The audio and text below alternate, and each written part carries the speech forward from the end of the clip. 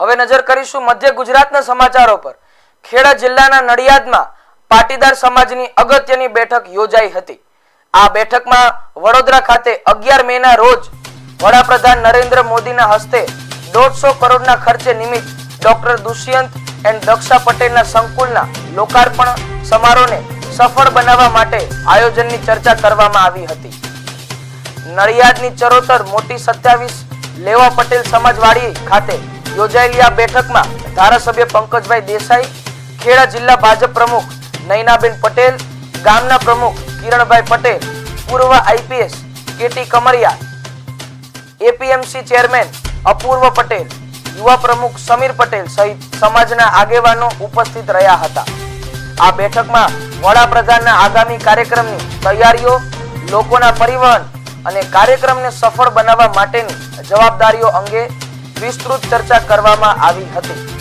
સમાજના આગેવાનો દ્વારા મધ્ય ગુજરાતમાંથી વધુમાં વધુ લોકો જોડાય તે માટે સંકલન કરવામાં આવ્યું હતું।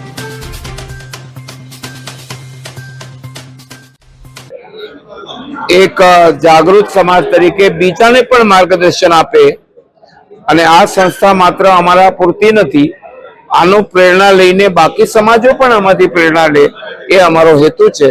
અને અમે અહીંયાથી મોટી સંખ્યામાં 11 તારીખે ખેડા જિલ્લાના પાટીદાર સમાજ વડોદરા આવશે। અમારા સંસ્થાના પ્રમુખ સેવક ગગજીભાઈ, જેમણે આ સંસ્થા 10,000 કરોડના ખર્ચે આખા ગુજરાતમાં બધા ઝોનમાં જે સંકલ્પ કર્યો હતો એ અમારે 26ના એન્ડમાં પૂરો કરવો છે। અને એટલા માટે વડોદરાનું લોકાર્પણ, એવી રીતે સુરતમાં કામ ચાલી રહ્યું છે, સૌરાષ્ટ્રમાં આવું સરદાર ધામનું કામ ચાલી રહ્યું છે, મહેસાણામાં ચાલી રહ્યું છે।